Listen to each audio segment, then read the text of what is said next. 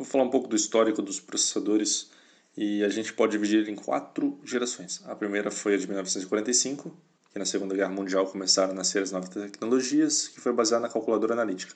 O MARC, computador que ocupava aproximadamente 120 metros quadrados, é algo que aparece na foto, e conseguia multiplicar dois números de 10 dígitos em até 3 segundos. Nesse mesmo ano, o exército americano desenvolveu um projeto em segredo que resultou o primeiro computador de válvula, o ENIAC. Bem famoso, né?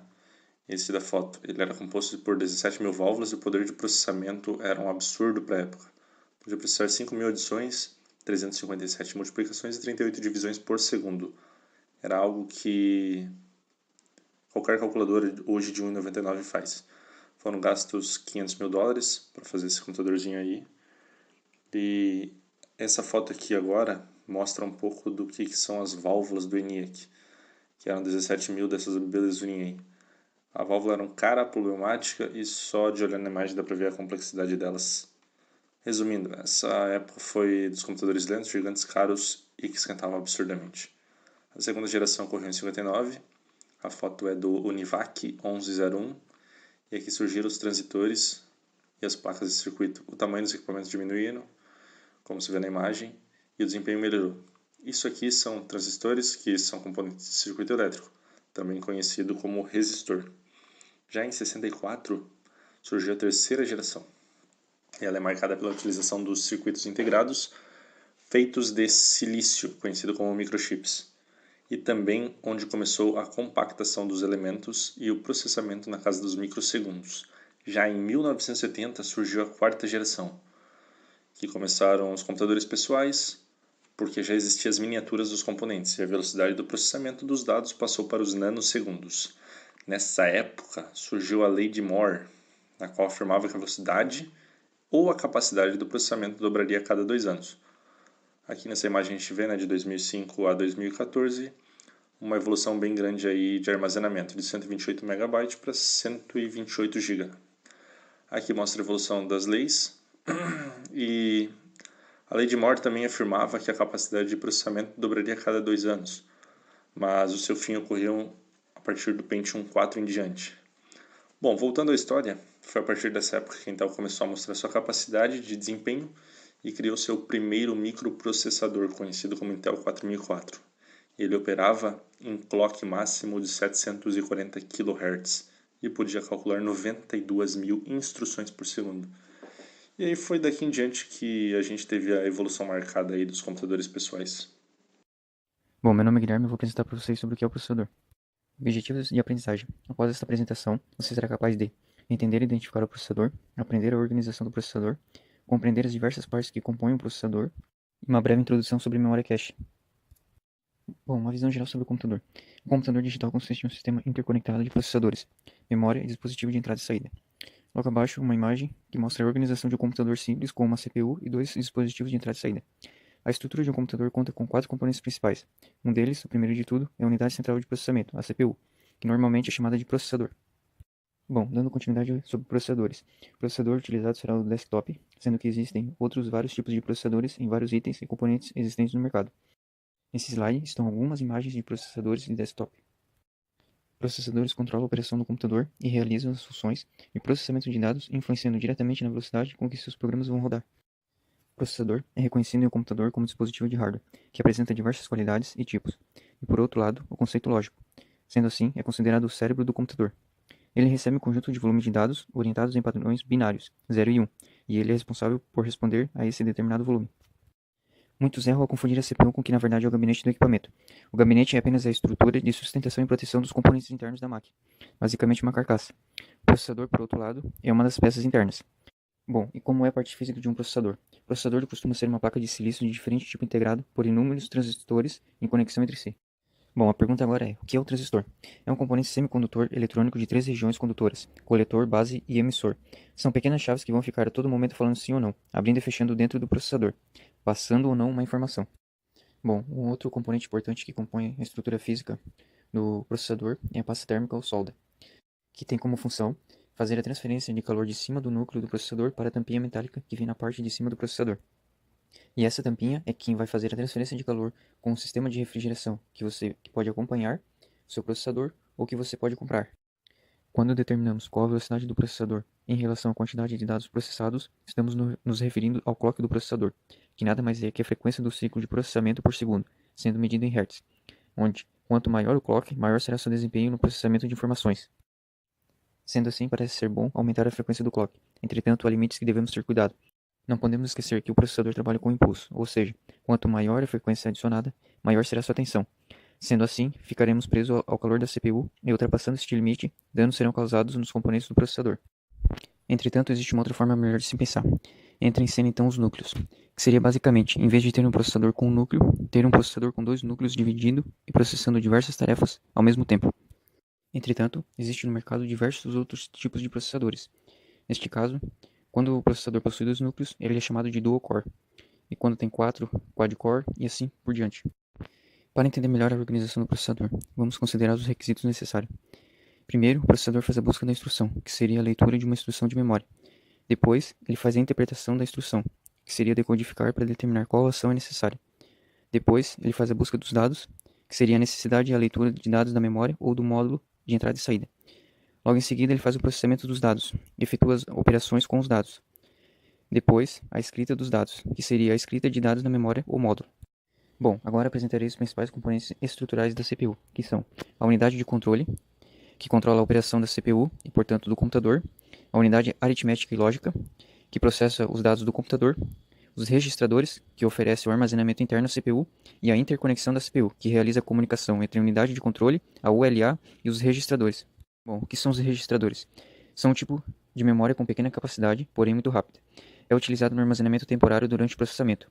Os registradores estão no topo da hierarquia da memória e são considerados o meio mais rápido e caro de armazenar um dado. Há três tipos de registradores. O contador de programa, que é o registrador mais importante, indica a próxima instrução a ser buscada para execução. O registrador de instrução, que mantém a instrução que está sendo executada. O registrador de dados, que mantém os dados de entrada, os resultados intermediários e os resultados finais. Bom, agora a unidade lógica e aritmética, ULA. Ela efetua adição, subtração e outras operações simples sobre suas entradas, produzindo o resultado no registrador de saída. Há três tipos de operações. Operações lógicas, que tratam a entrada de dados e os resultados como padrões binários. Operações aritméticas, que realizam as operações básicas de matemática e outras operações simples. Operações de deslocamento, composta por dois grupos distintos. O deslocamento lógico, que faz o deslocamento de padrões binários para a esquerda ou direita. E deslocamentos aritméticos, que possui o objetivo de dividir ou multiplicar números inteiros por 2. Uma breve explicação sobre a memória cache. Trata-se de uma memória pequena e rápida, e ela é mais rápida do que a memória principal e mais lenta que os registradores e a CPU. Situa-se entre a CPU e a memória principal. Bom, nesta imagem é mostrada a localização da memória cache. A ideia básica de uma cache é simples. O processador vai acessar os dados mais importantes que estão nelas de forma mais rápida, para que não precise acessar a memória RAM, pelo fato de ser uma memória mais lenta. Bom, resumindo sobre o que é um processador. Um processador é um microchip especializado, capaz de acelerar, endereçar, resolver ou preparar dados para uma determinada aplicação. Ele recebe um conjunto de volumes de dados orientados em padrões binários, 0 e 1, e ele é responsável por responder a esse determinado volume.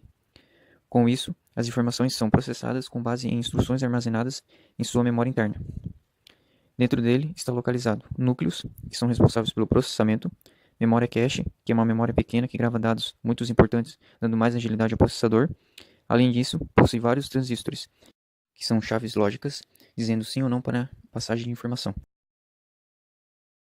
Sabendo as partes, a auxília irá informar a ULA qual operação e informação da memória ela deverá executar, buscando para isso a informação necessária. Depois transfere o resultado de volta para o local apropriado da memória e o ciclo seguirá para todas as ações pedidas por nós. Como ela vai processar as informações vai depender do programa. Para o processador, isso não faz a menor diferença, já que ele não entende o que o programa realmente está fazendo. Ele apenas obedece às ordens contidas no programa. Essas ordens podem ser somar dois números para enviar uma informação para a placa de vídeo, por exemplo. Mas então como o processador ele funciona? O processador é o coração da máquina, como já foi visto, mas por outro lado, o transistor e as portas lógicas eles são o coração do processador, e o único processador pode conter milhões de transistores. É importante entender que a linguagem da máquina ela é binária, ou seja, composta por 0 e 1, verdadeiro ou falso, e essa é a única linguagem que ela compreende. Portanto, as linguagens como C++, C, Python, Java, entre as outras demais, nada mais são do que interpretadores que convertem os caracteres que a gente conhece e ao qual a gente atribui significado, como as letras, números, símbolos, depois se transformam em palavras, em textos, nada mais do que vão converter para uma linguagem 0 e 1, a linguagem fundamental da máquina, que a máquina compreende. Um exemplo disso é o caractere A, a letra A, que tem um valor binário 0100000001. Então é importante entender que o processador ele não sabe o que ele está realizando. Ele não entende o significado porque ele não pode interpretar as coisas. Quem informa o processador de que maneira ele deve manipular esses dados, como ele deve processar, são os próprios programas, como no caso dos sistemas operacionais, Windows, Linux ou as linguagens de programação em si. Ali é o passo a passo de como o processador deve manipular os dados. Ele somente vai executar as tarefas, fazendo as operações necessárias e emitindo o resultado, que pode ser armazenado tanto na memória ou pode ser mostrado numa tela. O ciclo de funcionamento ao mandar executar ou rodar um programa, tarefa, enfim, está mais especificadamente demonstrado nessa imagem. Ao mandar executar uma tarefa ou rodar um programa, o mesmo ele está armazenado no HD. Vai passar então para a memória RAM. O que o processador faz é buscar essa informação do que ele deve fazer juntamente com os dados que deve processar lá na memória RAM, através do controlador de memória, e é muito importante, ele vai registrar seu endereço no registrador, ou seja, a posição onde ele coletou os dados de memória para depois devolver o resultado na mesma posição. Na unidade de controle, o processador codifica as informações do programa coletado na memória e transfere os dados para a unidade lógica aritmética e processa os dados. Então ele devolve, depois de processado, para o endereço correto na memória RAM. Atuais processadores. E aí, qual é a melhor escolha? Intel, AMD, Exynos ou Snapdragon? AMD ou Intel? O melhor quem diz é você. Se você é um entusiasta e busca melhor desempenho e um melhor custo energético, Intel possui o processador que você deseja. Bom, mas se Intel tem desempenho melhor, comprovadamente, por que a AMD é tão forte ainda no mercado? A AMD sempre conseguiu revolucionar no mercado custo-benefício. Mas como assim? A Intel é melhor, mas a AMD que custo-benefício? A resposta é sim. A AMD há pouco tempo começou a investir em uma nova tecnologia nomeada Ryzen, que está para inovar, trazendo consigo um ótimo desempenho e um custo energético melhor que as versões anteriores dos processadores FX antigos. Também inovou na tecnologia das placas de vídeos on-board, as integradas com os processadores. Porém, ainda a Intel leva o troféu no quesito desempenho e custo energético. Nesta pesquisa de market share, podemos analisar que a AMD era muito forte até os meados dos anos 2006, onde obteve seu pico. Foram vários anos segurando a lanterna das pesquisas relacionadas aos processadores de desktops daí em diante. Com a nova tecnologia Ryzen, essa história pode mudar. Eis a dúvida, Snapdragon ou Exynos? O que muda para cada um? Qual devo comprar?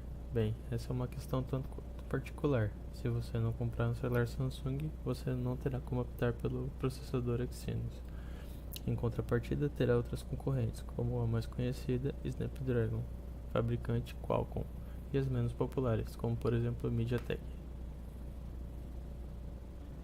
Bom pessoal, nessa apresentação gráfica foi possível tirar conclusões que, na maioria dos casos, os processadores da Qualcomm e Snapdragon foram ligeiramente mais eficientes.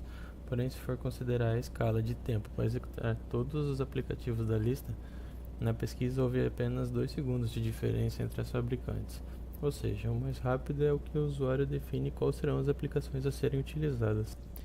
Atualmente, são estes processadores com maior capacidade de processamento de dados, baseando-se na fonte do site Hardware Compare, onde é possível fazer comparações de todos os modelos citados e muitos outros que os requisitos são abaixo desta categoria. Bom, afinal de contas, qual é o melhor processador, AMD ou Intel? Então, você que vai fazer o seu melhor processador, aquele que te atende, que cumpre os seus requisitos mínimos para que você consiga ter um bom desempenho e que não te atrapalhe profissionalmente ou pessoalmente, este será seu melhor processador.